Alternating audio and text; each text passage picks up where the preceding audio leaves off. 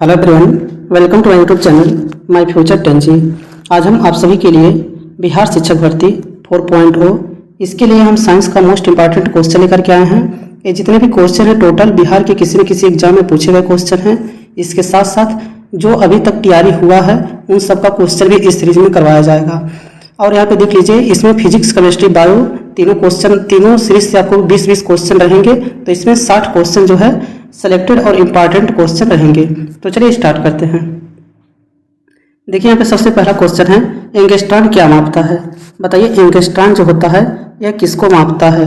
आवृत्ति को मापता है, हर्ट्ज को मापता है, आवृत्ति को मापता है, तरंगदैर्घ्य को मापता है, आवर्तकाल को मापता है या फिर समय को मापता है? तो बताइए एंगस्ट्रॉन जो है किसको मापता है? तो देखिए इसका करेक्ट आंसर हो जाएगा, एंगस्ट्रॉन जो होता है ये तरंगदैर्घ्य को मापता है। ऑप्शन नंबर सेकंड जो है करेक्ट आंसर हो जाएगा। तो इसका तरंगदैर्घ्य जो है करेक्ट आंसर है। आवृत्ति का संबंध जो है हर्ट्ज से है और आवर्तकाल का संबंध जो है सेकंड से है। ये भी आप लोग याद रखिएगा। चलिए नेक्स्ट क्वेश्चन पे चलते हैं। अगला क्वेश्चन देखिए अगला क्वेश्चन है, गुरुत्वाकर्षण का नियम किसने दिया था? बताइए गुरुत्वाकर्षण का नियम देने वाले कौन थे? न्यूटन थे, डाल्टन थे, रदरफोर्ड या फिर एडिसन थे? तो बताइए गुरुत्वाकर्षण का नियम देने वाले कौन थे? तो देखिए गुरुत्वाकर्षण का नियम देने वाले जो थे ये कौन थे? न्यूटन थे। ऑप्शन नंबर फर्स्ट जो है इसका करेक्ट आंसर हो जाएगा। तो बताइए गुरुत्वाकर्षण का नियम किसने दिया था? तो न्यूटन ने दिया था। ये भी आप लोग याद रखिएगा। चलिए नेक्स्ट क्वेश्चन पे चलते हैं। अगला क्वेश्चन देखिए, अगला क्वेश्चन है, फैराडे का नियम किस प्रक्रिया से संबंधित है? बताइए फैराडे का नियम जो था यह किस प्रक्रिया से संबंधित था?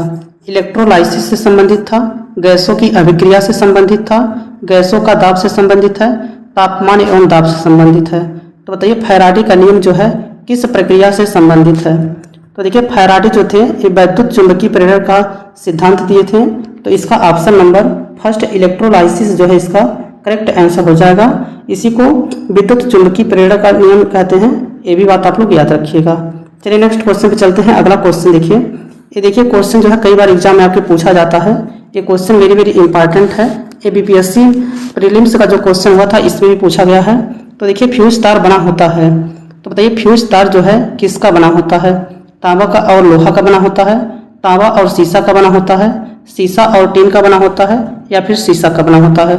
तो बताइए फ्यूज का तार जो है ये किसका बना होता है? तो देखिए फ्यूज का जो तार होता है ये शीशा एवं टीन का बना होता है। किसका बना होता है? शीशा और टीन का बना होता है। तो इसका ऑप्शन नंबर थर्ड जो है करेक्ट आंसर हो जाएगा। तो फ्यूज तार बताइए किसका बना होता है? तो फ्यूज तार देख लीजिए शीशा और टीन जो है मिलकर के फ्यूज तार का निर्माण होता है। ऑप्शन नंबर थर्ड जो है इसका करेक्ट आंसर हो जाएगा। नेक्स्ट क्वेश्चन देखिए, अगला क्वेश्चन है, निम्नलिखित में से कौन विद्युत का सबसे अच्छा चालक है? तो बताइए निम्नलिखित चारों ऑप्शन में से बताइए विद्युत का सबसे अच्छा चालक कौन सा है? एल्यूमिनियम है, तांबा है, लोहा या फिर चांदी है? तो बताइए विद्युत का सबसे अच्छा चालक कौन सा है? तो देखिए विद्युत का सबसे अच्छा चालक जो माना जाता है उसे माना जाता है चांदी को। किसे माना जाता है? चांदी और सोना जो है विद्युत का सबसे अधिक जो है विद्युत का चालन इसमें होता है।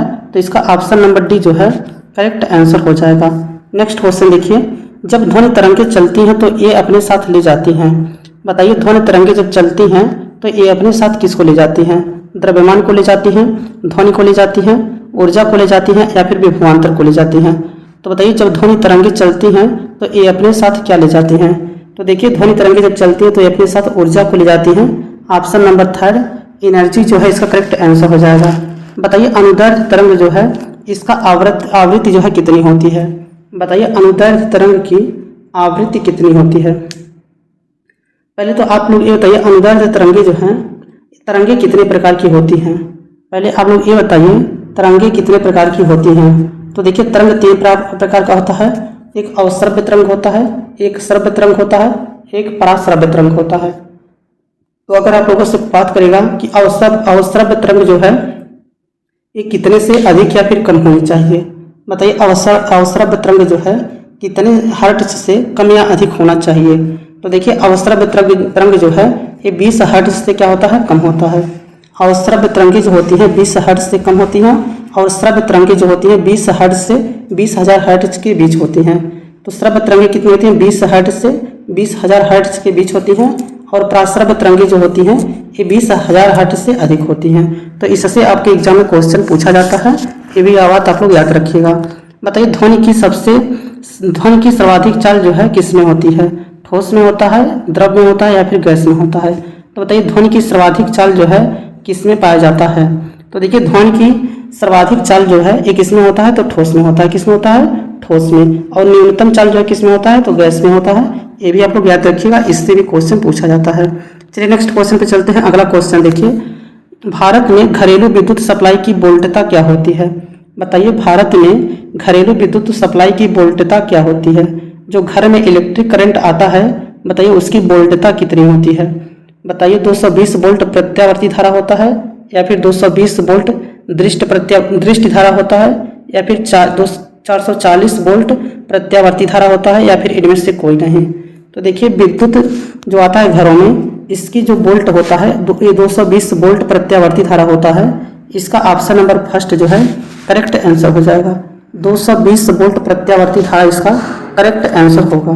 चलिए नेक्स्ट क्वेश्चन पे चलते हैं। अगला क्वेश्चन देखिए अगला क्वेश्चन है, एक विद्युत ट्रेन उत्तर दिशा में जा रही है तो उसका धुआं किस दिशा में जाएगी? तो देखिए थोड़ा रीजनिंग की तरह क्वेश्चन पूछ लिया गया था आपके एग्जाम में। ये बिहार के किसी एग्जाम में पूछा गया क्वेश्चन है कि एक विद्युत ट्रेन उत्तर दिशा में जा रही है तो उसका धुआं किस दिशा में जाएगी?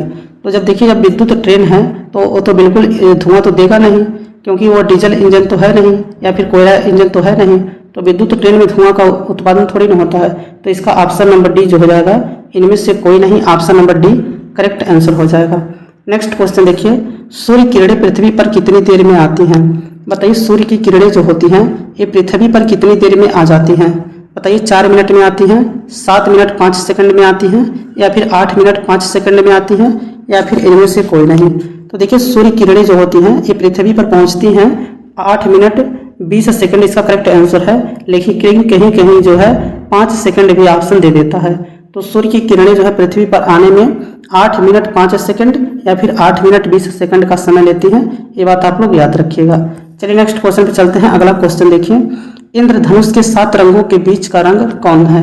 बताइए इंद्रधनुष के 7 रंगों के बीच का रंग जो है कौन सा होता है? बैगनी, हरा, पीला या फिर नीला? तो बताइए इंद्रधनुष के 7 रंगों के बीच का रंग जो है कौन सा होता है? तो देखिए इंद्रधनुष में तो पहली बार 7 रंग होते हैं। सबसे नीचे होता है बैगनी, फिर उसके बाद होता है जामुनी, फिर होता है नीला, फिर होता है हरा, फिर पीला, फिर नारंगी, फिर लाल। तो इसका अगर बीच का रंग बात करें तो कौन सा हो जाएगा? हरा। इसका ऑप्शन नंबर सेकंड जो है करेक्ट आंसर हो जाएगा। तो इंद्रधनुष के 7 रंगों के बीच का रंग कौन सा होता है? हरा होता है। ऑप्शन नंबर सेकंड जो है करेक्ट आंसर हो जाएगा। नेक्स्ट क्वेश्चन देखिए, पानी का घनत्व जो है किस ताप पर अधिकतम होता है? तो बताइए पानी का घनत्व जो है किस ताप पर अधिकतम होता है? 0 डिग्री सेल्सियस पर, 4 डिग्री सेल्सियस पर, -4 डिग्री सेल्सियस पर या फिर 100 डिग्री सेल्सियस पर? तो बताइए पानी का घनत्व जो है किस ताप पर अधिकतम होता है? तो देखिए पानी का घनत्व अगर पूछेगा तो किस ताप पर अधिकतम होता है? तो 4 डिग्री सेल्सियस पर। कितने पर होता है? 4 डिग्री सेल्सियस पे जो है पानी का घनत्व जो है अधिकतम होता है। तो इसका ऑप्शन नंबर सेकंड जो है करेक्ट आंसर हो जाएगा। नेक्स्ट क्वेश्चन देखिए, ऊष्मा का सबसे अच्छा चालक क्या है? बताइए ऊष्मा का सबसे अच्छा चालक जो है कौन सा है? तांबा है, एल्यूमिनियम है, सोना या फिर चांदी है? तो बताइए ऊष्मा का सबसे अच्छा चालक किसे माना जाता है? बताइए ऊष्मा का सबसे अच्छा चालक जो है किसे माना जाता है? तो देखिए इस चांदी को माना जाता है। ऑप्शन नंबर डी जो है करेक्ट आंसर हो जाएगा। सर्वाधिक विद्युत का चालक व ऊष्मा का चालक किसे माना जाता है? तो इसे आप लोग चांदी याद रखिएगा, ये बहुत ज़्यादा क्वेश्चन पूछा जाता है। चलिए नेक्स्ट क्वेश्चन देखिए अगला क्वेश्चन है, सूर्य की ऊर्जा का स्रोत क्या है? बताइए सूर्य की ऊर्जा का स्रोत जो है किसे माना जाता है? बताइए सूर्य की ऊर्जा का स्रोत क्या है? संलयन है, विखंडन है, परावर्तन है या फिर प्लेवन है? तो देखिए सूर्य की जो ऊर्जा का स्रोत है ये नाभिकीय संलयन है। क्या है? नाभिकीय संलयन जो है सूर्य की ऊर्जा का स्रोत है। तो इसका ऑप्शन नंबर फर्स्ट जो है करेक्ट आंसर हो जाएगा। सूर्य की ऊर्जा का स्रोत क्या है? नाभिकीय संलयन है। ऑप्शन नंबर फर्स्ट जो है करेक्ट आंसर होगा। नेक्स्ट क्वेश्चन देखिए, यदि एक पेंडुलम से दोलन करने वाली घड़ी को पृथ्वी से चंद्रमा पर ले जाएं तो घड़ी होगी सुस्त, होगी तेज, होगी पृथ्वी के समान समय देगी, कार्य करना बंद कर देगी? तो बताइए यदि एक पेंडुलम से दोलन करने वाली घड़ी को पृथ्वी से चंद्रमा पर ले जाएं तो घड़ी होगी। तो देखिए घड़ी जो है सुस्त होगी। ऑप्शन नंबर फर्स्ट जो है इसका करेक्ट आंसर हो जाएगा। क्या हो जाएगा? ऑप्शन नंबर फर्स्ट जो है इसका करेक्ट आंसर होगा, क्योंकि देखिए चंद्रमा पर जो है गुरुत्वाकर्षण का मान जो है पृथ्वी के गुरुत्वाकर्षण का 1/6 होता है। तो ये भी आप लोगों के एग्जाम में पूछता है कि चंद्रमा पर गुरुत्वाकर्षण का मान जो है पृथ्वी के गुरुत्वाकर्षण मान का कितना गुना होता है, तो 1/6 होता है। ये भी आप लोग याद रखिएगा। चलिए नेक्स्ट क्वेश्चन पे चलते हैं। अगला क्वेश्चन देखिए, जब प्रकाश की किरणें वायु से कांच में होकर गुजरती हैं तब कौन से परिवर्तन प्रभावित होंगे? बताइए जब प्रकाश की तरंगें वायु से कांच में होकर गुजरती हैं तब कौन से परिवर्तन प्रभावित होंगे? तरंगदैर्घ्य, आवृत्ति तथा वेग, केवल वेग तथा आवृत्ति, केवल तरंगदैर्घ्य तथा आवृत्ति, केवल तरंगदैर्घ्य तथा वेग। तो बताइए इसका करेक्ट आंसर क्या होगा? जब प्रकाश की किरणें वायु से कांच में होकर गुजरती हैं तब कौन से परिवर्तन प्रभावित होंगे? तो देखिए इसमें केवल तरंगदैर्घ्य तथा वेग जो है प्रभावित होगा। ऑप्शन नंबर डी जो है इसका करेक्ट आंसर हो जाएगा। नेक्स्ट क्वेश्चन देखिए यहाँ पे अगला क्वेश्चन है, एक्स किरणों का उपयोग क्रिस्टल संरचना के अध्ययन के लिए किया जाता है क्योंकि? तो बताइए एक्स किरणों का उपयोग जो है एक क्रिस्टल संरचना के अध्ययन के लिए किया जाता है, इसका रीजन बताना है। तो देखिए ऑप्शन है, एक्स किरणों को क्रिस्टल पूर्णतः अवशोषित करता है, एक्स किरणों की तरंगदैर्घ्य तथा क्रिस्टल के अंतर परमाणु की दूरी की परमाणु की कोटि समान होती है, एक्स किरणों की तरंगदैर्घ्य बहुत छोटी होती है अपेक्षाकृत क्रिस्टल में अंतर परमाणुक दूरी के, एक्स किरणों के लिए क्रिस्टल पूर्णतः पारदर्शी होते हैं। तो बताइए इसका करेक्ट आंसर क्या हो जाएगा? तो देखिए इसका करेक्ट आंसर है, एक्स किरणों की तरंगदैर्घ्य जो है तथा क्रिस्टल की अंतर परमाणु की दूरी की परिमाण की कोटि के समान होती है। तो इसका ऑप्शन नंबर सेकंड जो है करेक्ट आंसर हो जाएगा। तो चलिए नेक्स्ट क्वेश्चन पे चलते हैं। देखिए यहाँ पे अगला क्वेश्चन है, मनुष्य के नेत्र के रेटिना पर प्रतिबिंब बनता है। तो बताइए मनुष्य के नेत्र के रेटिना पर प्रतिबिंब जो है कैसा बनता है, ये बताना है। काल्पनिक तथा उल्टा बनता है, काल्पनिक तथा सीधा बनता है, वास्तविक तथा सीधा बनता है, या फिर वास्तविक तथा उल्टा बनता है। तो बताइए मनुष्य के नेत्र के रेटिना पर प्रतिबिंब जो है कैसा बनता है? तो देखिए ये जो प्रतिबिंब बनता है वास्तविक और उल्टा बनता है। कैसा बनता है? वास्तविक और उल्टा बनता है। ऑप्शन नंबर डी जो है इसका करेक्ट आंसर हो जाएगा। चलिए नेक्स्ट क्वेश्चन पे चलते हैं। अगला क्वेश्चन देखिए, वह तापमान जिस पर सेंटीग्रेड तथा फारेनहाइट थर्मोमीटर की रीडिंग एक समान होती है। तो बताइए वह तापमान क्या है जिस पर सेंटीग्रेड तथा फारेनहाइट थर्मोमीटर की रीडिंग जो है एक समान होती है। तो देखिए इसका जो है तापमान जो है -40 डिग्री है। तो इसका ऑप्शन नंबर डी जो है करेक्ट आंसर हो जाएगा। सेंटीग्रेड तथा फारेनहाइट पैमाने पर थर्मामीटर की रीडिंग जो है -40 डिग्री पर समान होता है। तो इसका ऑप्शन नंबर डी जो है करेक्ट आंसर हो जाएगा। नेक्स्ट क्वेश्चन है, वायु का वेग संबंधित है। बताइए वायु का वेग संबंधित है पृथ्वी के अपनी धुरी पर घूमने से, पृथ्वी के चक्कर लगाने से, दाब प्रवणता से, या फिर तापमान से। तो बताइए वायु का वेग जो है किससे संबंधित होता है? बताइए वायु का वेग संबंधित है। तो देखिए इसका करेक्ट आंसर है दाब प्रवणता से संबंधित है। ऑप्शन नंबर थर्ड जो है करेक्ट आंसर हो जाएगा। वायु का वेग संबंधित होता है किससे? दाब की प्रवणता से संबंधित होता है। ऑप्शन नंबर थर्ड जो है करेक्ट आंसर हो जाएगा। चलिए नेक्स्ट क्वेश्चन पे चलते हैं। अगला क्वेश्चन देखिए, एफपीएस पद्धति में द्रव्यमान की इकाई क्या होती है? बताइए एफपीएस पद्धति में द्रव्यमान की इकाई क्या होती है? ग्राम होता है, किलोग्राम होता है, मोल या फिर पाउंड होता है। तो बताइए एफपीएस पद्धति में द्रव्यमान की इकाई क्या होता है? इसे देखिए एफपीएस को कहते हैं फ्रेम पर सेकंड पद्धति कहते हैं। इसमें जो है द्रव्यमान की इकाई जो है पाउंड होता है। क्या होता है? द्रव्यमान की इकाई को क्या कहते हैं? पाउंड कहते हैं।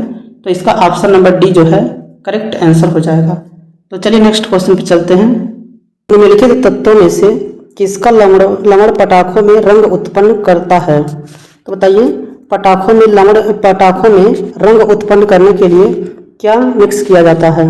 जस्ता एवं गंधक, पोटेशियम एवं पारा, स्ट्रांसियम एवं बेरियम, या फिर क्रोमियम एवं निकल। तो देखिए पटाखों में रंग उत्पन्न करने के लिए स्ट्रांसियम और बेरियम जो है प्रयोग किया जाता है। तो इसका ऑप्शन नंबर थर्ड जो है इसका करेक्ट आंसर हो जाएगा। चलिए नेक्स्ट क्वेश्चन पे चलते हैं। अगला क्वेश्चन देखिए, निम्नलिखित गैस सबसे हल्की होती है, तो बताइए इसमें से कौन सी गैस है जो सबसे हल्की होती है? नाइट्रोजन, कार्बन डाइऑक्साइड, हाइड्रोजन या फिर ऑक्सीजन? तो बताइए सबसे हल्की गैस कौन सी है? तो देखिए सबसे हल्की गैस की बात किया जाए तो ये हाइड्रोजन है। कौन सा है? हाइड्रोजन जो है सबसे हल्की गैस होती है। अगर बात किया जाए कि ब्रह्मांड में प्रचुर मात्रा में कौन सा गैस पाया जाता है, तो ब्रह्मांड में सबसे अधिक जो है गैस पाया जाता है हाइड्रोजन। क्या पाया जाता है? हाइड्रोजन पाया जाता है। ये भी बात आप लोग याद रखिएगा। चलिए नेक्स्ट क्वेश्चन, वायुमंडल में अगर पूछेगा तो नाइट्रोजन। चलिए नेक्स्ट क्वेश्चन पे चलते हैं। अगला क्वेश्चन देखिए, निम्न में से कौन सी धातु सबसे भारी है? तो बताइए निम्नलिखित में से कौन सी धातु है जो सबसे भारी होती है? सोना, चांदी, लोहा या फिर तांबा? तो बताइए निम्नलिखित में से कौन सी धातु सबसे भारी होती है? तो देखिए अगर पूछेगा सबसे भारी धातु कौन सी है, तो सबसे भारी धातु जो होता है ये चांदी होता है। क्या होता है? चांदी। इसका ऑप्शन नंबर सेकंड जो है करेक्ट आंसर हो जाएगा। चलिए नेक्स्ट क्वेश्चन पे चलते हैं। अगला क्वेश्चन देखिए यहाँ पे अगला क्वेश्चन है, सिरका में कौन सा अम्ल पाया जाता है? बताइए सिरका में कौन सा अम्ल पाया जाता है? एसिटिक अम्ल पाया जाता है, पिक्रिक अम्ल पाया जाता है, साइट्रिक अम्ल पाया जाता है या फिर फार्मिक अम्ल पाया जाता है? तो बताइए सिरका में कौन सा अम्ल पाया जाता है? तो देखिए सिरका जो होता है इसमें एसिटिक अम्ल पाया जाता है। ऑप्शन नंबर फर्स्ट जो है करेक्ट आंसर हो जाएगा। तो सिरका में कौन सा अम्ल पाया जाता है? एसिटिक अम्ल पाया जाता है। ऑप्शन नंबर फर्स्ट जो है करेक्ट आंसर होगा। नेक्स्ट क्वेश्चन देखिए, सीमेंट के ग्राइंडिंग प्रक्रम के अंतर्गत क्लिंकर चूर्ण में जिप्सम मिलाने का उद्देश्य है। बताइए सीमेंट के ग्राइंडिंग प्रक्रम के अंतर्गत क्लिंकर चूर्ण में जिप्सम मिलाने का उद्देश्य है। सीमेंट का रंग तथा संयुक्ति को सुधारना, एक सामान्य मिश्रण बनाना, सेटिंग की दर को त्वरित करना, सेटिंग की दर को मंदित करना? तो बताइए इसका करेक्ट आंसर क्या होगा? तो देखिए सेटिंग की दर को त्वरित करना, ऑप्शन नंबर थर्ड इसका करेक्ट आंसर हो जाएगा। चलिए नेक्स्ट क्वेश्चन पे चलते हैं। अगला क्वेश्चन देखिए, प्राकृतिक गैस का मुख्य अवयव क्या होता है? बताइए प्राकृतिक गैस का मुख्य अवयव क्या होता है? मीथेन होता है, इथेन होता है, ब्यूटेन या फिर हाइड्रोजन होता है? तो बताइए प्राकृतिक गैस का मुख्य अवयव क्या है? तो देखिए प्राकृतिक गैस का मुख्य अवयव का बात किया जाए तो मीथेन होता है। क्या होता है? मीथेन जो है प्राकृतिक गैस का मुख्य अवयव है। तो इसका ऑप्शन नंबर फर्स्ट जो है करेक्ट आंसर हो जाएगा। नेक्स्ट क्वेश्चन देखिए, निम्न में से कौन सा पदार्थ नाभिकीय रिएक्टर में मंदक का काम करता है? बताइए निम्नलिखित में से कौन सा पदार्थ है जो नाभिकीय रिएक्टर में मंदक का कार्य करता है? बताइए ओजोन है, भारी हाइड्रोजन है, भारी जल या फिर हाइड्रोजन पेरोक्साइड है? तो बताइए नाभिकीय रिएक्टर में मंदक का काम जो है कौन सा पदार्थ करता है? तो देखिए नाभिकीय रिएक्टर में मंदक का काम जो करता है ये भारी जल है। क्या है? D2O जो होता है भारी जल, इसका करेक्ट आंसर हो जाएगा। नेक्स्ट क्वेश्चन देखिए, अधातुएं सामान्यतः विद्युत की कुचालक होती हैं परंतु ग्रेफाइट विद्युत का सुचालक है, क्योंकि? बताइए अधातुएं जो होती हैं ये सामान्यतः विद्युत की कुचालक होती हैं परंतु ग्रेफाइट जो होता है ये विद्युत का सुचालक होता है। इसका कारण क्या है? यह कार्बन का एक प्रतिरूप है, इसमें शिथिलतमबद्ध इलेक्ट्रॉन होते हैं, यह भंगुर है, प्राथमिक ऑक्साइड बनाता है। तो बताइए इसका करेक्ट आंसर क्या हो जाएगा? तो देखिए इसका करेक्ट आंसर हो जाएगा इसमें शिथिलतमबद्ध इलेक्ट्रॉन होते हैं। ऑप्शन नंबर सेकंड जो है करेक्ट आंसर होगा। नेक्स्ट क्वेश्चन देखिए, वातावरण में सर्वाधिक प्रचुर गैस कौन सी है? बताइए वातावरण में सर्वाधिक प्रचुर गैस कौन सा पाया जाता है? बताइए वातावरण में सबसे अधिक गैस की मात्रा जो है किस गैस की है? नाइट्रोजन है, ऑक्सीजन है, कार्बन डाइऑक्साइड है या फिर हाइड्रोजन है? तो देखिए वातावरण में जब कहेगा तो नाइट्रोजन जो है 78% पाया जाता है, जबकि अगर ब्रह्मांड में जो है सबसे ज़्यादा गैस कौन सा पाया जाता है तो हाइड्रोजन पाया जाता है। और ऑक्सीजन बताइए कितना परसेंट पाया जाता है? तो ऑक्सीजन जो है 21% पाया जाता है और कार्बन डाइऑक्साइड पाया जाता है 0.03%। ये भी आप लोग याद रखिएगा। चलिए नेक्स्ट क्वेश्चन पे चलते हैं। अगला क्वेश्चन देखिए, एक क्वेश्चन वेरी इंपॉर्टेंट है, एक कोई भी एग्जाम रहे इससे क्वेश्चन पूछा ही जाता है। बताइए भोपाल गैस त्रासदी के लिए कौन सी बहुराष्ट्रीय कंपनी जिम्मेदार थी? बताइए भोपाल गैस त्रासदी के लिए कौन सी बहुराष्ट्रीय कंपनी जिम्मेदार थी? यूनियन कार्बाइड थी, यूनिलीवर था, नोकिया था या फिर टोयोटा था? तो देखिए यूनियन कार्बाइड कंपनी जो है भोपाल गैस त्रासदी के लिए जिम्मेदार है। तो इसका ऑप्शन नंबर फर्स्ट जो है करेक्ट आंसर हो जाएगा। यूनियन कार्बाइड जो है भोपाल गैस त्रासदी के लिए एक कंपनी जो है जिम्मेदार है।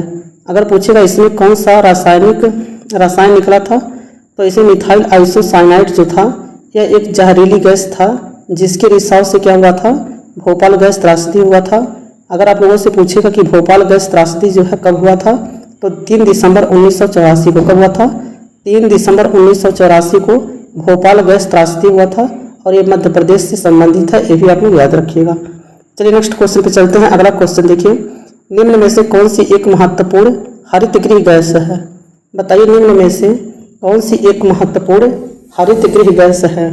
कार्बन मोनोऑक्साइड है, कार्बन डाइऑक्साइड है, हाइड्रोजन है या फिर सल्फर डाइऑक्साइड है? तो बताइए निम्न में से कौन सी एक महत्वपूर्ण हरितगृह गैस है? तो देखिए ग्रीन हाउस गैस जो है सबसे ज़्यादा जो है इम्पॉर्टेंट ग्रीन हाउस गैस कौन सा है, तो कार्बन डाइऑक्साइड क्या है, कार्बन डाइऑक्साइड जो है यह ग्रीन हाउस गैस है। इसके साथ साथ अगर पूछेगा कि ग्रीन हाउस गैस के अंतर्गत कौन कौन सा आता है, तो नाइट्रस ऑक्साइड भी ग्रीन हाउस गैस होता है, मीथेन भी ग्रीन हाउस गैस होता है, जलवाष्प भी ग्रीन हाउस गैस होता है और ओजोन भी ग्रीन हाउस गैस होता है। तो आप लोग याद रखिएगा, लेकिन सबसे महत्वपूर्ण ग्रीन हाउस गैस कौन सा है, कार्बन डाइऑक्साइड है। चलिए नेक्स्ट क्वेश्चन पे चलते हैं। अगला क्वेश्चन देखिए, सिरके में होता है, तो बताइए सिरके में कौन सा अम्ल पाया जाता है? एक क्वेश्चन आपको बताया भी है, तो बताइए सिरके में कौन सा गैस पाया जाता है? तो देखिए सिरका में जो होता है इसमें एसिटिक अम्ल पाया जाता है। क्या पाया जाता है? एसिटिक अम्ल जो है सिरका में पाया जाता है, तो इसका ऑप्शन नंबर सेकंड जो है करेक्ट आंसर हो जाएगा। एसिटिक अम्ल जो है सिरका में पाया जाता है।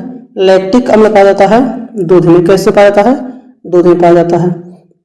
अगला क्वेश्चन देखिए, निम्न में से कौन जल में घोलने पर विद्युत का चालन नहीं करता है?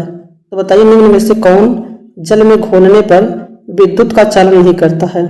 देखिए लवण को अगर घोला जाएगा जल में तो ये विद्युत का चालन करेगा। हाइड्रोक्लोरिक अम्ल को अगर जल में घोला जाएगा तो ये भी विद्युत का चालन करेगा। नींबू का रस जो है इसको अगर जल में घोल दिया जाए तो ये भी विद्युत का चालन करेगा। लेकिन अगर चीनी को जल में घोला जाए तो ये विद्युत का चालन नहीं करेगा। तो चीनी इसका ऑप्शन नंबर थर्ड जो है करेक्ट आंसर होगा। चलिए नेक्स्ट क्वेश्चन पे चलते हैं। अगला क्वेश्चन देखिए, हाइबर प्रक्रम औद्योगिक उत्पादन हेतु प्रयुक्त होता है। बताइए हाइबर प्रक्रम औद्योगिक उत्पादन हेतु प्रयुक्त होता है। अमोनिया प्रयुक्त होता है, एल्यूमिनियम प्रयुक्त होता है, हाइड्रोजन परऑक्साइड प्रयुक्त होता है, स्टील प्रयुक्त होता है। तो बताइए हाइबर प्रक्रम औद्योगिक उत्पादन हेतु प्रयुक्त होता है। तो देखिए अमोनिया है इसका ऑप्शन नंबर फर्स्ट एक करेक्ट आंसर हो जाएगा। नेक्स्ट क्वेश्चन देखिए, अगला क्वेश्चन है, कौन सा अम्ल कांच को घोल सकता है? तो बताइए निम्नलिखित में से कौन सा अम्ल है जो कांच को घोल सकता है? हाइड्रोक्लोरिक अम्ल है, एसिटिक अम्ल है, नाइट्रिक अम्ल है या फिर हाइड्रोफ्लोरिक अम्ल है? तो बताइए कौन सा अम्ल है जो कांच को घोल सकता है? तो देखिए कांच को घोलने के लिए हाइड्रोफ्लोरिक अम्ल का यूज करते हैं, तो इसका ऑप्शन नंबर डी जो है करेक्ट आंसर हो जाएगा। चलिए नेक्स्ट क्वेश्चन पे चलते हैं। अगला क्वेश्चन देखिए, ब्रह्मांड में सर्वाधिक पाया जाने वाला तत्व कौन सा है? तो बताइए ब्रह्मांड में सबसे अधिक मात्रा में कौन सा तत्व पाया जाता है? बताइए ब्रह्मांड में सबसे अधिक मात्रा में कौन सा तत्व पाया जाता है? हाइड्रोजन पाया जाता है, ऑक्सीजन पाया जाता है, नाइट्रोजन पाया जाता है या फिर कार्बन पाया जाता है? तो देखिए अगर ब्रह्मांड की बात किया जाएगा तो ब्रह्मांड में सबसे अधिक तत्व जो है हाइड्रोजन पाया जाता है। ऑप्शन नंबर फर्स्ट जो है करेक्ट आंसर हो जाएगा। लेकिन अगर पूछेगा कि वायुमंडल में सबसे अधिक मात्रा में कौन सा तत्व पाया जाता है, तो नाइट्रोजन पाया जाता है। नेक्स्ट क्वेश्चन देखिए, वह पदार्थ जो ठोस के रूप में द्रव अवस्था से कम घनत्व वाला होता है? बताइए वह पदार्थ कौन सा है जो ठोस के रूप में द्रव अवस्था में कम घनत्व वाला होता है? तो बताइए वह कौन सा है? तो देखिए जल है। क्या है? जल है। इसका ऑप्शन नंबर थर्ड जो है करेक्ट आंसर हो जाएगा। तो ठोस के रूप में द्रव अवस्था में सबसे कम घनत्व वाला तत्व कौन सा है? तो जल है। ऑप्शन नंबर थर्ड जो है इसका करेक्ट आंसर हो जाएगा। चलिए नेक्स्ट क्वेश्चन पे चलते हैं। अगला क्वेश्चन देखिए, सबसे अधिक आघातवर्धनी धातु कौन सी है? बताइए सबसे अधिक आघातवर्धनी धातु कौन सी है? चांदी है, सोना है, लोहा या फिर प्लेटिनियम है? तो बताइए सबसे अधिक आघातवर्धनी धातु कौन सा है? तो देखिए सोना इसका ऑप्शन नंबर सेकंड जो है करेक्ट आंसर हो जाएगा। सबसे अधिक आघातवर्धनी धातु कौन सा है? सोना है। चलिए नेक्स्ट क्वेश्चन पे चलते हैं। अगला क्वेश्चन देखिए, निम्नलिखित में से कौन सी गैस सूर्य में प्रमुख है? तो बताइए सूर्य में कौन सी गैस पाई जाती है? तो बताइए निम्नलिखित में से कौन सी गैस सूर्य में प्रमुख है? तो सूर्य का निर्माण में जो है किस गैस की प्रमुख योगदान है? बताइए हीलियम का है, हाइड्रोजन का है, नाइट्रोजन या फिर ऑक्सीजन का है? तो देखिए इसका correct answer hydrogen, option number second जो है करेक्ट आंसर हो जाएगा। ब्रह्मांड में सबसे अधिक मात्रा में कौन सा गैस पाया जाता है? तो हाइड्रोजन पाया जाता है। लेकिन वायुमंडल में पूछेगा सबसे अधिक मात्रा में कौन सा गैस पाया जाता है? तो नाइट्रोजन पाया जाता है। नेक्स्ट क्वेश्चन देखिए, वातावरण में रासायनिक निष्क्रिय गैस उपस्थित है। बताइए वातावरण में रासायनिक निष्क्रिय गैस कौन सी है? बताइए नाइट्रोजन है, आर्गन है, जलवाष्प है या फिर ऑक्सीजन है? तो बताइए वातावरण में रासायनिक निष्क्रिय गैस उपस्थित कौन सी है? तो देखिए आर्गन जो है ये निष्क्रिय गैस है और ये वातावरण में रासायनिक निष्क्रिय गैस के रूप में जाना जाता है। ये भी बात आप लोग याद रखिएगा। तो इसका option number second correct answer होगा। नेक्स्ट क्वेश्चन है, निम्न में से कौन सा रोग वंशानुगत होता है? तो बताइए निम्नलिखित में से कौन सा रोग है जो वंशानुगत होता है? स्कर्वी है, रिकेट्स है, वर्णांधता है या फिर रतौंधी है? तो बताइए निम्नलिखित में से कौन सा रोग है जो वंशानुगत होता है? तो देखिए वर्णांधता जो है ये वंशानुगत रोग है। इसका ऑप्शन नंबर थर्ड जो है करेक्ट आंसर हो जाएगा। देखिए इसमें क्या होता है कि लाल तथा हरा रंग में अंतर नहीं होता है। इसमें व्यक्ति जो होता है लाल तथा हरा रंग में अंतर नहीं कर पाता है। और अगर पूछेगा कि वर्णांधता जो है इसका वाहक स्त्री होता है या पुरुष होता है, तो आप लोग याद रखिएगा कि वर्णांधता जो होता है इसका वाहक जो है महिलाएं होती हैं। कौन सी होती हैं? स्त्रियां जो हैं वर्णांधता रोग की वाहक होती हैं। और यह रोग जो है सामान्यतः पुरुषों में पाया जाता है। किसमें पाया जाता है? पुरुषों में ही पाया जाता है। ये भी बात आप लोगों को याद रखना है। देखिए यहाँ पे रतौंधी जो है ये रतौंधी विटामिन ए की कमी से होता है। तो अगर पूछेगा रतौंधी किसकी कमी से होता है, किस विटामिन की कमी से होता है, तो विटामिन ए की कमी से रतौंधी होता है। और रिकेट्स की बात किया जाए तो विटामिन डी की कमी से होता है। और स्कर्वी जो है विटामिन सी की कमी से होता है। ये भी बात आप लोग याद रखिएगा। चलिए नेक्स्ट क्वेश्चन पे चलते हैं। अगला क्वेश्चन देखिए, जेनर ने किस रोग का टीका सर्वप्रथम बनाया था? बताइए जेनर ने किस रोग का टीका जो है सर्वप्रथम बनाया था? चेचक का, कालरा का, तपेदिक का या फिर पोलियो का? तो बताइए जेनर ने किस रोग का टीका सर्वप्रथम बनाया था? तो देखिए जेनर जो था, एडवर्ड जेनर जो थे, ये चेचक का टीका सर्वप्रथम बनाए थे। तो इसका ऑप्शन नंबर फर्स्ट जो है करेक्ट आंसर हो जाएगा। चलिए नेक्स्ट क्वेश्चन पे चलते हैं। अगला क्वेश्चन देखिए, हल्दी पौधे के किस भाग से प्राप्त किया जाता है? बताइए हल्दी जो है पौधे के किस भाग से प्राप्त किया जाता है? जड़ से, तना से, फल या फिर बीज से? तो बताइए हल्दी जो होता है ये पौधे के किस भाग से प्राप्त किया जाता है? बताइए हल्दी जो होता है ये पौधे के किस भाग से प्राप्त किया जाता है? तो ये तना से प्राप्त किया जाता है। ऑप्शन नंबर सेकंड जो है करेक्ट आंसर हो जाएगा। हल्दी जो होता है ये पौधे के तना से प्राप्त किया जाता है। ऑप्शन नंबर सेकंड जो है करेक्ट आंसर हो जाएगा। नेक्स्ट क्वेश्चन है, एड्स रोग किसके द्वारा फैलता है? बताइए एड्स रोग जो है किसके द्वारा फैलता है? बैक्टीरिया के द्वारा फैलता है, कवक के द्वारा फैलता है, वायरस या फिर प्रोटोजोआ के द्वारा फैलता है? तो बताइए एड्स रोग जो है किसके द्वारा फैलता है? तो देखिए एड्स जो होता है ये किसके द्वारा फैलता है? तो एड्स नामक रोग वायरस से होता है। ऑप्शन नंबर थर्ड जो है इसका करेक्ट आंसर हो जाएगा। एड्स नामक रोग जो है ये वायरस से होने वाला रोग है। और इसमें जो है इस वायरस का नाम पूछेगा तो HIV नामक वायरस जो है इसमें महत्वपूर्ण योगदान करता है। बताइए एड्स अगर हो जाता है तो इसकी जांच के लिए क्या किया जाता है? तो देखिए एड्स की जांच जो होता है एलिसा टेस्ट करवाया जाता है। एड्स की जांच के लिए एलिसा टेस्ट करवाया जाता है जो आपके एग्जाम में पूछा जाता है। बताइए आप लोग बैक्टीरिया या फिर जीवाणु से होने वाला रोग कौन कौन सा है? बताइए बैक्टीरिया या फिर जीवाणु से होने वाले रोग कौन कौन से हैं? तो अगर देखिए जीवाणु से होने वाले रोग पूछेगा तो टिटनेस, हैजा, टाइफाइड क्षय रोग, डिप्थीरिया, प्लेग, काली खांसी, निमोनिया, कोढ़, गोनेरिया, सिफिलिस, ये सभी किससे होते हैं? जीवाणु से होने वाले रोग हैं। अगर पूछेगा वायरस से होने वाला रोग कौन कौन सा है? तो एड्स, पोलियो, इन्फ्लुएंजा, चेचक, खसरा, रेबीज, हर्पीज, ये सब जो है वायरस से होने वाले रोग हैं। अगर पूछेगा परजीव से होने वाले रोग कौन से हैं, तो मलेरिया, पायरिया, नींद की बीमारी, पेचिस और कालाजार जो है ये सब परजीव से होने वाले रोग हैं। तो चलिए नेक्स्ट क्वेश्चन पे चलते हैं। अगला क्वेश्चन देखिए, पाचन के रसों में निम्नलिखित में से कौन सा अम्ल पाया जाता है? तो बताइए पाचन के रसों में निम्नलिखित में से कौन सा अम्ल पाया जाता है? लैक्टिक अम्ल पाया जाता है, टैनिक अम्ल पाया जाता है, अमीनो अम्ल पाया जाता है, या फिर हाइड्रोक्लोरिक अम्ल पाया जाता है? तो बताइए पाचन के रस में निम्नलिखित में से कौन सा अम्ल पाया जाता है? तो देखिए हाइड्रोक्लोरिक अम्ल पाया जाता है। ऑप्शन नंबर डी जो है इसका करेक्ट आंसर हो जाएगा। पाचन के रस में निम्नलिखित में से कौन सा अम्ल पाया जाता है? तो हाइड्रोक्लोरिक अम्ल पाया जाता है। ऑप्शन नंबर डी जो है करेक्ट आंसर हो जाएगा। नेक्स्ट क्वेश्चन देखिए, मानव का मस्तिष्क लगभग कितने ग्राम होता है? बताइए मानव का मस्तिष्क जो होता है लगभग कितने ग्राम का होता है? 1350 ग्राम का, 1230 ग्राम का, 1100 ग्राम, या फिर 1500 ग्राम? तो देखिए मानव का मस्तिष्क जो होता है ये लगभग 1400 ग्राम होता है। कितना होता है? 1400 ग्राम होता है। लेकिन महिलाओं का मस्तिष्क जो होता है 1350 ग्राम होता है। तो इसका ऑप्शन नंबर फर्स्ट जो है करेक्ट आंसर हो जाएगा।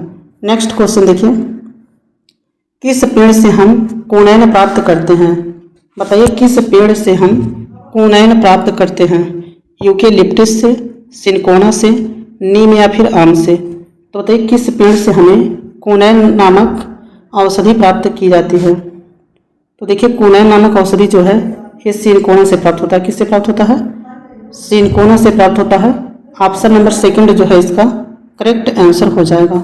नेक्स्ट क्वेश्चन देखिए, हैजा का क्या कारण है? बताइए हैजा का क्या कारण है? बताइए हैजा रोग जो है किसके कारण होता है? जीवाणु के कारण होता है, विषाणु के कारण होता है, फफूंद के कारण होता है, या फिर शैवाल के कारण होता है?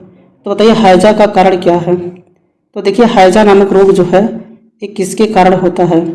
तो देखिए हैजा जो होता है ये जीवाणु के कारण होता है। किसके द्वारा होता है? जीवाणु के कारण होता है। ऑप्शन नंबर फर्स्ट जो है करेक्ट आंसर हो जाएगा। अगर पूछेगा इस जीवाणु का क्या नाम है, तो विब्रियो कालेरी जो है इस जीवाणु का नाम है। ये भी बात आप लोग याद रखिएगा। नेक्स्ट क्वेश्चन देखिए, मानव शरीर के किस अंग में यूरिया का निर्माण होता है? बताइए मानव शरीर के किस अंग में यूरिया का निर्माण होता है?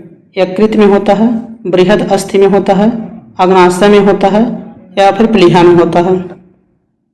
तो बताइए मानव शरीर के किस अंग में यूरिया का निर्माण होता है? तो देखिए मानव शरीर के लीवर में जो है यूरिया का निर्माण होता है। लीवर इसी को क्या कहते हैं? यकृत कहते हैं। ये बात आप लोग याद रखिएगा। अगर पूछेगा शरीर की सबसे बड़ी ग्रंथि कौन सी है, तो लीवर ही होता है। ये भी बात आप लोग याद रखिएगा। चलिए नेक्स्ट क्वेश्चन पर चलते हैं। अगला क्वेश्चन देखिए, यूरोसेकेंड नर्स का संबंध किस क्षेत्र से है? बताइए यूरोसेकेंड नॉर्म्स का संबंध जो है किस क्षेत्र से है? तो देखिए यूरो का अगर कहीं आपको बात आता है तो ये प्रदूषण नियंत्रण से संबंधित है। किससे है? प्रदूषण नियंत्रण से संबंधित है। तो इसका ऑप्शन नंबर फर्स्ट जो है करेक्ट आंसर हो जाएगा। नेक्स्ट क्वेश्चन देखिए, हेपेटाइटिस किस अंग से संबंधित बीमारी है? बताइए हेपेटाइटिस जो होता है किस अंग से संबंधित बीमारी होती है? आँख से, लीवर, या फिर हृदय, या फिर फेफड़ा से? तो हेपेटाइटिस जो होता है ये किस अंग से संबंधित बीमारी है? तो ये वायरस से होता है। किससे होता है? वायरस से होता है। और यह जो है यकृत से संबंधित है। यकृत किसे कहा जाता है? लीवर को कहा जाता है। तो इसका ऑप्शन नंबर सेकंड जो है करेक्ट आंसर हो जाएगा। देखिए हेपेटाइटिस जो होता है दूषित भोजन ग्रहण करने तथा दूषित जल को ग्रहण करने से होता है। ये भी बात आप लोग याद रखिएगा। चलिए नेक्स्ट क्वेश्चन पे चलते हैं। अगला क्वेश्चन देखिए, कोबाल्ट 16 के किस किरण का प्रयोग कैंसर के निदान में किया जाता है? बताइए कोबाल्ट 16 के किस किरण का प्रयोग कैंसर के निदान में किया जाता है? अल्फा रे, गामा रे, रेड रे, इनमें से कोई नहीं? तो बताइए कोबाल्ट 60 के किस किरण का प्रयोग कैंसर के निदान में किया जाता है? तो ये हो जाएगा gamma ray. Option number second जो है करेक्ट आंसर हो जाएगा। नेक्स्ट क्वेश्चन देखिए, दांतों में क्या होता है? बताइए दांतों में क्या होता है? प्रोटीन होता है, कैल्शियम होता है, कार्बोहाइड्रेट होता है, या फिर खनिज होता है? तो बताइए दांतों में क्या पाया जाता है? तो देखिए कैल्शियम पाया जाता है। ऑप्शन नंबर सेकंड जो है करेक्ट आंसर हो जाएगा। नेक्स्ट क्वेश्चन है, किस विटामिन का संबंध रक्त थक्का से है। बताइए किस विटामिन का संबंध जो है रक्त थक्का से है। Vitamin A, vitamin C, vitamin D या फिर विटामिन के। तो बताइए किस विटामिन का संबंध जो है रक्त के थक्का से है।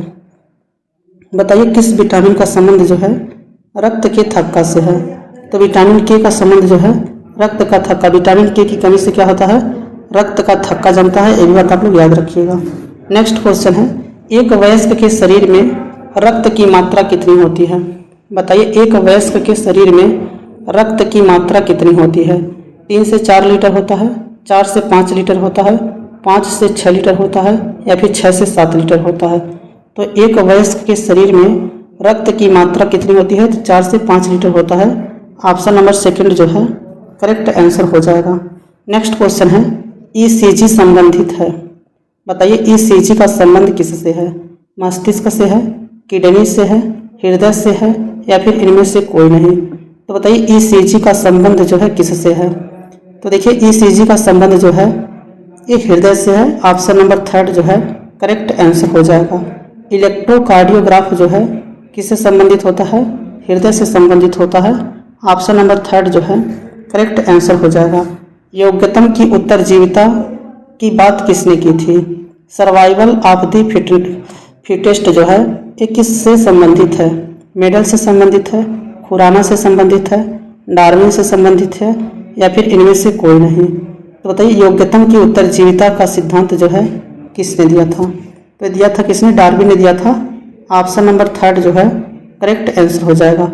योग्यतम की उत्तरजीविता का सिद्धांत जो है किससे संबंधित है, डार्विन से संबंधित है। ऑप्शन नंबर थर्ड जो है करेक्ट आंसर हो जाएगा। नेक्स्ट क्वेश्चन है, उड़ने वाला पक्षी इनमें से कौन है। बताइए उड़ने वाला पक्षी जो है निम्नलिखित में से कौन है। कीवी है, गौरैया है, एमू है या फिर इनमें से कोई नहीं। तो देखिए उड़ने वाला पक्षी का बात इस करें तो देखिए गौरैया जो होता है ये उड़ने वाली पक्षी है। तो इसका ऑप्शन नंबर सेकंड जो है करेक्ट आंसर हो जाएगा। नेक्स्ट क्वेश्चन है, निम्नलिखित में से कौन सा बर्ड फ्लू वायरस है जिसे एवियन फ्लू वायरस भी कहा जाता है। तो बताइए इसमें से कौन सा बर्ड फ्लू वायरस है जिसे एवियन फ्लू वायरस भी कहा जाता है। तो H5N1 जो है इसका option number third correct answer हो जाएगा। चलिए नेक्स्ट क्वेश्चन पर चलते हैं। अगला क्वेश्चन देखिए, पौधों में क्लोरोफिल बनाने के लिए कौन सा तत्व सहायक होता है। बताइए पौधों में क्लोरोफिल बनाने के लिए कौन सा तत्व सहायक होता है।